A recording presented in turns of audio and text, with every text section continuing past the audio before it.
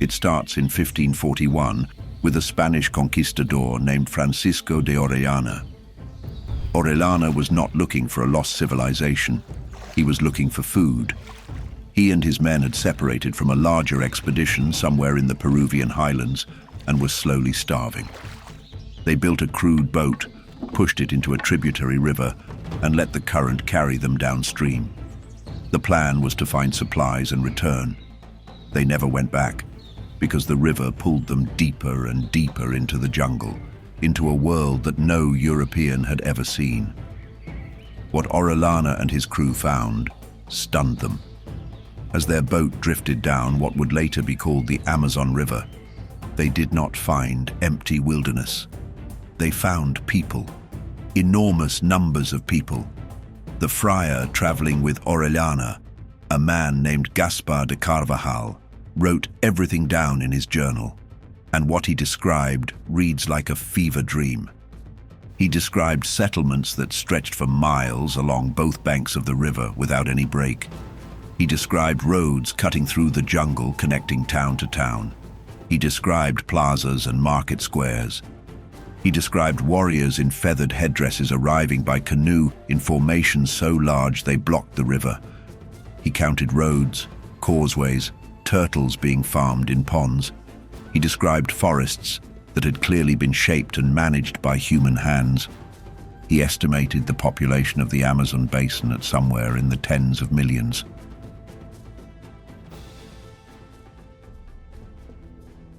When Carvajal's account reached Spain, it was not celebrated. It was attacked. His peers called him a fantasist, a braggart trying to inflate the glory of a failed expedition. The established thinking was simple and final. The Amazon could not support a large civilization. Its soils were too poor, its ecosystem too fragile, its food supply too unreliable.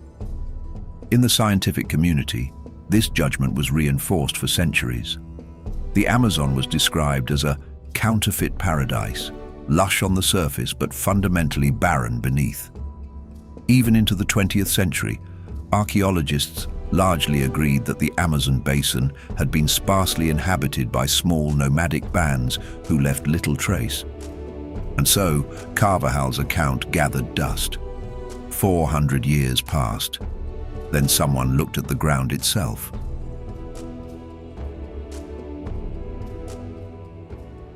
In the 1960s and 1970s, agricultural scientists working in the Brazilian Amazon noticed something strange. In certain patches of the jungle floor, scattered across an enormous area, the soil was completely different from everything around it. While the typical Amazonian soil is reddish, thin, and nearly useless for farming, nutrients leaching out in the heavy tropical rains almost as fast as they form, these patches were black, dense, rich with organic matter and charcoal, deep in a way that normal Amazonian soil is never deep. They called it terra preta, dark earth. What made terra preta remarkable was not just its color, it was its composition. Normal soil in the Amazon is essentially exhausted after 2 or 3 growing seasons, but terra preta remains fertile after centuries, possibly millennia. It regenerates. Scientists have studied it extensively and found that it contains far higher concentrations of charcoal, bone fragments, pottery shards, and compost than anything that forms naturally. This soil was made. It was engineered. Carbon dating of the oldest terra preta deposits pushed back the clock dramatically. Some sites came in at over 8,000 years old. This was not a medieval phenomenon. This was not a few generations of settlement. This was a civilizational project spanning thousands of years.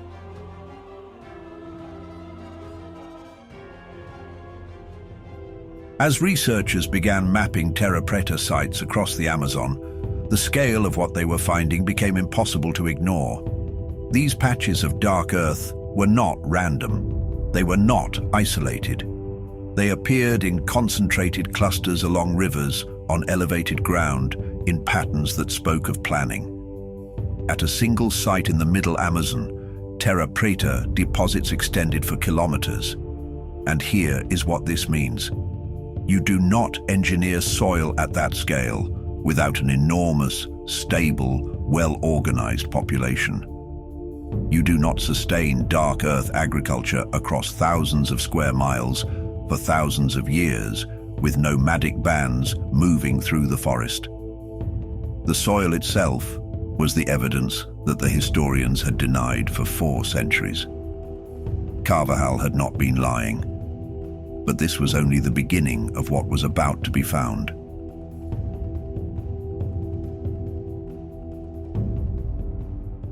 In 2018, an international team of researchers flew aircraft equipped with LiDAR technology over a large portion of the Bolivian Amazon.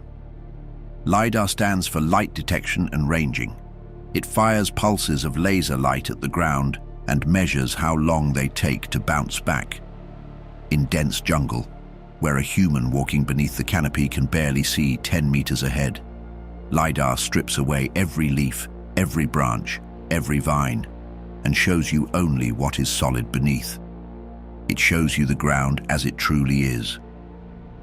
What they found underneath the Bolivian Amazon defied everything the academic consensus had held for generations.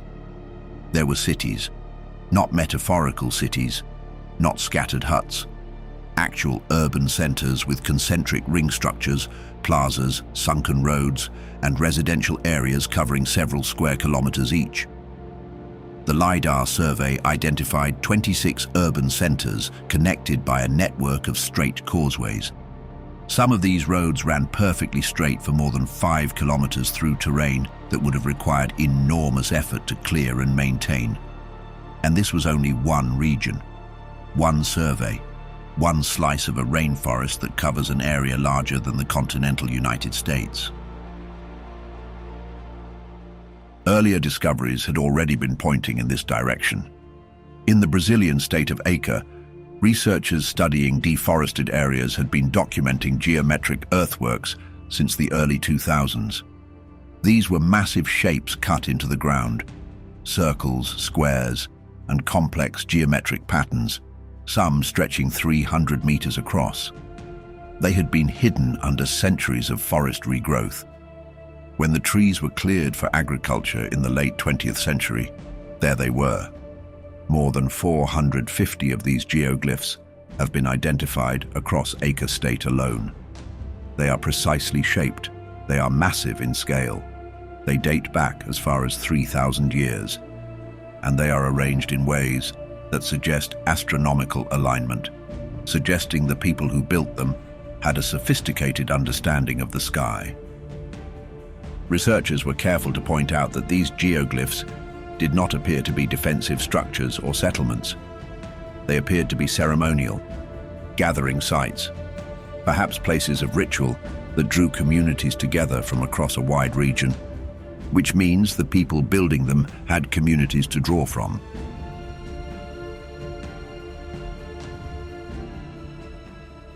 But how large was this civilization? This is the question that changes everything once you sit with it seriously.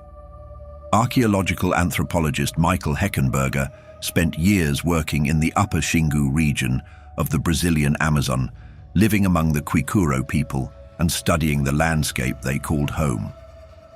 What he found, published in a landmark 2008 paper in Science, was a network of ancient settlements so interconnected and so carefully planned that he compared it to medieval France.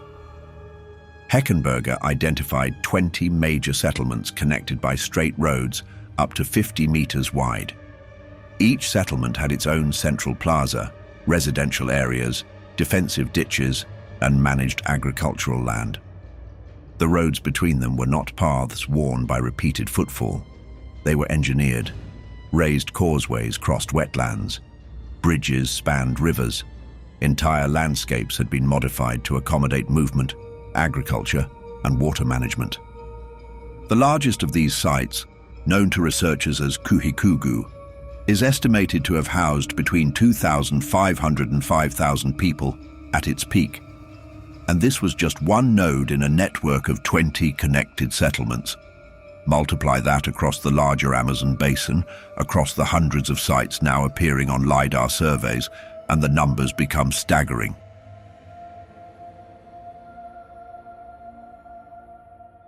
Demographic estimates for pre-contact Amazonia have been revised dramatically upward over the past 2 decades.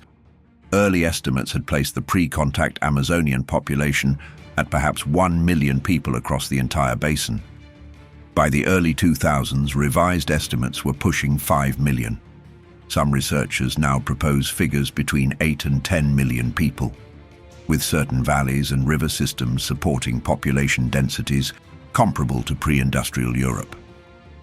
The total area covered by evidence of complex settlement in the Amazon is roughly the size of France.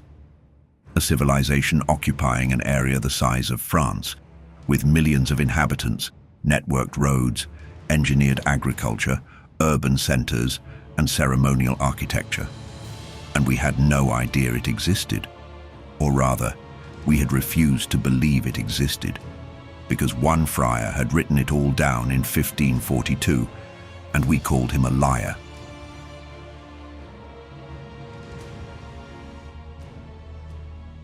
One of the reasons the Amazon civilization was so easily dismissed is that it left no pyramids, no stone temples, no ruins that Hollywood would recognize.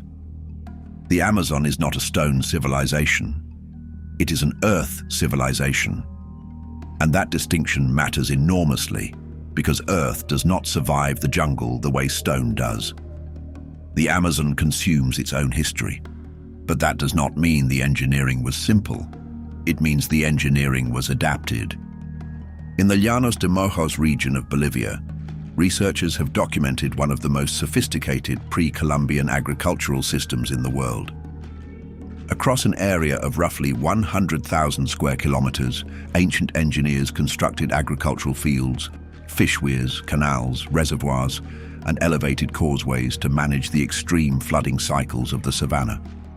This system transformed a landscape that flooded for months every year into productive farmland capable of feeding a very large population. The raised fields are not small. Some are hundreds of meters long, elevated precisely to keep crops above the floodwater, while channeling fish into adjacent ponds where they could be harvested. The fish weirs alone represent an extraordinary level of hydraulic understanding. These people were not simply responding to their environment, they were engineering it.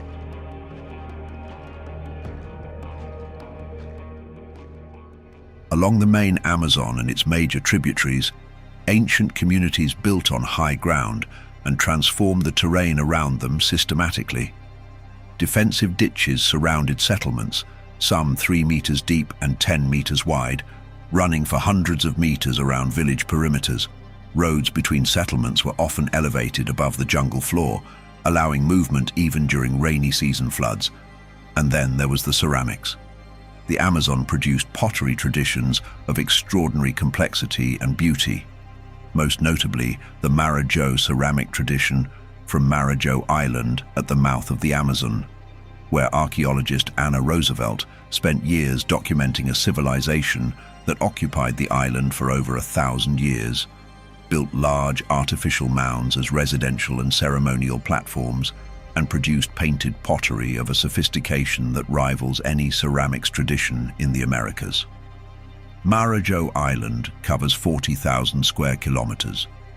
The mounds built on it are enormous, some 20 meters high and covering several hectares. At their peak, the Marajoaran culture may have sustained tens of thousands of people on a single island. No stone, no pyramids, and yet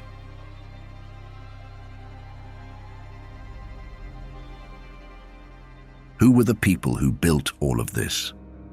The honest answer is that we know frustratingly little. The Amazon civilization did not develop writing as we understand it. It did not leave behind libraries or inscribed monuments or royal genealogies carved into palace walls. What it left behind was earth, soil, pottery, and the memory preserved in the oral traditions of the indigenous descendants who survived. What we can piece together from archaeology, from the landscape evidence, and from the cultures that still exist in diminished form in the Amazon today paints a picture of a civilization deeply rooted in the management of the natural world. The Upper Xingu peoples, studied by Heckenberger, organized their villages in a pattern that has persisted for at least 1,000 years. Villages are built in perfect circles around a central plaza. The entrance to each village faces east. The circular structure is not random. It reflects a cosmology, a way of understanding the world as a series of concentric rings, with the community at the center. Roads between villages are not just functional, they are ceremonial. Processions traveled them, trade moved along them. The connections between communities were maintained through elaborate networks of ritual exchange, feathers, food, specialized knowledge, marriage alliances. This was not a collection of isolated villages. It was a functioning network civilization.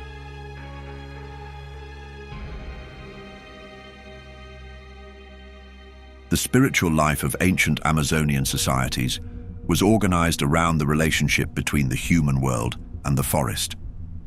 Shamans served as intermediaries between the community and the vast non-human world surrounding it.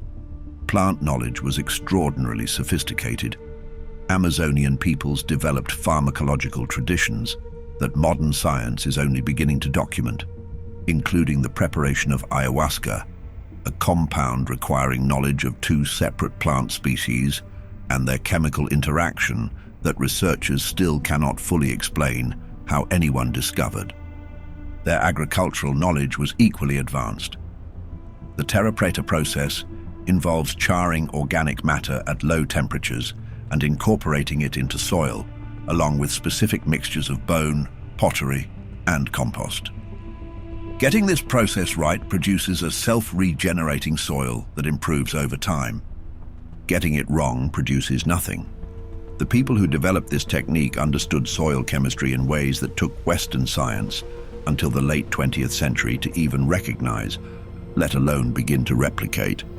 This was not a primitive civilization scraping by in the jungle. This was a civilization that had spent thousands of years learning how to live in one of the most complex ecosystems on Earth, and had done so magnificently.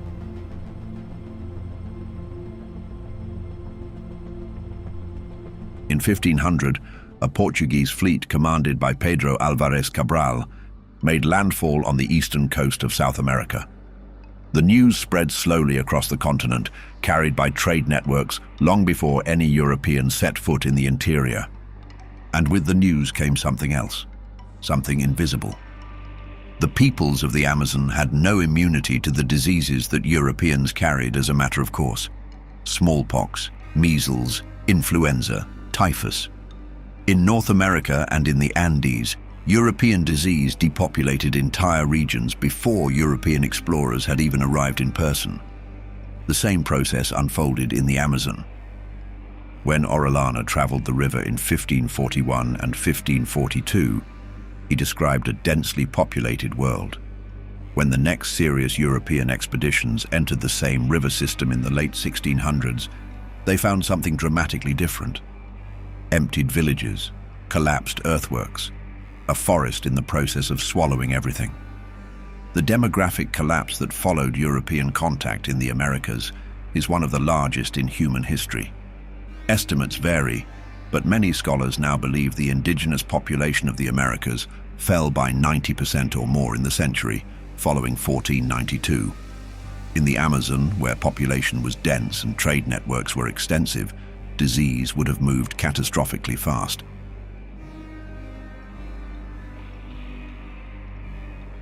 The civilization did not fall in a day.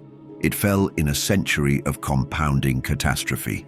Cities emptied of the people needed to maintain the ditches, the roads, the raised fields, the fish weirs. Without maintenance, the earthworks flooded, silted, collapsed. Without the population to manage the dark earth gardens, the jungle moved back in. Tree roots pushed through plaza floors, canopy closed over roads. In 100 years, the largest civilization in the Western Hemisphere had become invisible.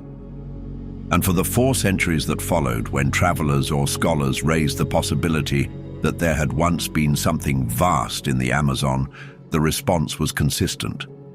The jungle could not support that. You are imagining things. You are being deceived. The irony is almost unbearable. The very completeness of the collapse was the thing that made the denial possible.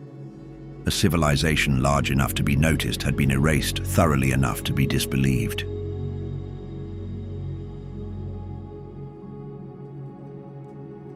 The question that haunts this story is not whether the Amazon civilization existed.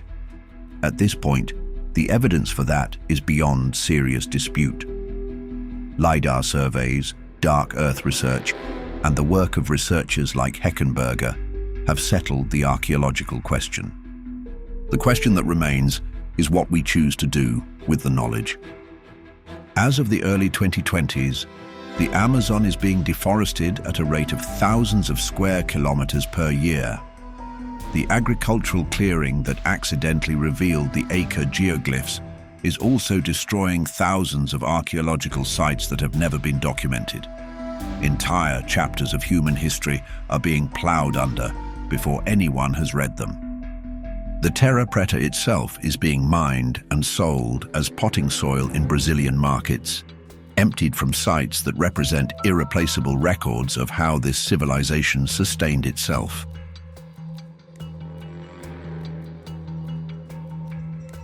But here is what the Amazon story offers beyond archaeology. It offers a direct challenge to the assumptions we make about what is possible. The Amazon civilization fed tens of millions of people in one of the most difficult environments on Earth. It did so not by clearing the forest, but by working within it. The terra preta they developed is now being studied by soil scientists as a model for sustainable tropical agriculture. The raised field systems of the Llanos de Mojos are being studied as models for flood-adaptive farming in a world where climate change is altering rainfall patterns across the tropics. A civilization we dismissed as non-existent may hold answers to problems we have not yet solved. And then there is the deeper question that surfaces once you have sat with this story long enough.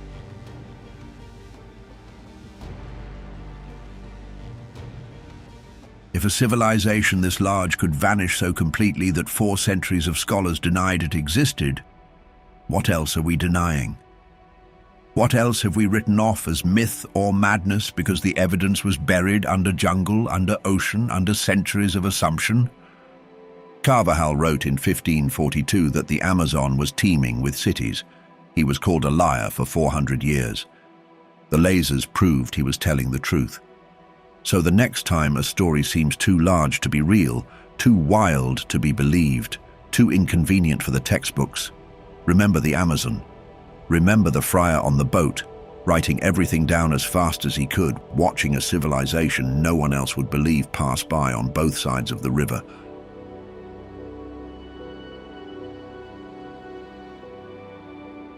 What do you think about all of this? Do you believe there are other civilizations still waiting to be found underneath our assumptions? Tell us in the comments. Also, give this video a like and subscribe for more ancient mysteries. Keep your minds open, and until we meet again.